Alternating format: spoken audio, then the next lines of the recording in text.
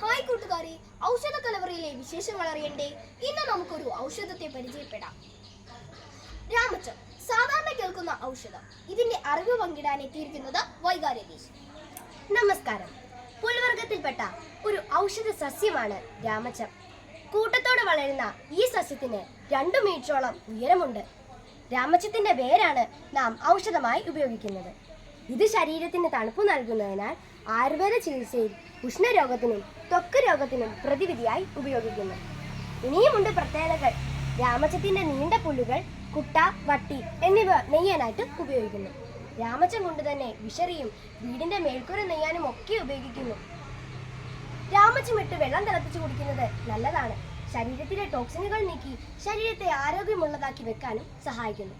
സുഗന്ധപ്പുല്ലുകളുടെ ഗണത്തിൽ രാമച്ചത്തിന്റെ ആയുർദൈർഘ്യം മികച്ചതാണ്. രാമച്ചത്തിനെ കുറിച്ച് ഒത്തിരി അറിവുകൾ കിട്ടിയില്ലേ? ഇനിയുമുണ്ട് ഞങ്ങളുടെ ഔഷധ കലവറയിൽ ഒത്തിരി ഔഷധങ്ങൾ. മറ്റൊരു ഔഷധവുമായി മറ്റൊരു വീഡിയോയിൽ കാണാം. അതുവരേക്കും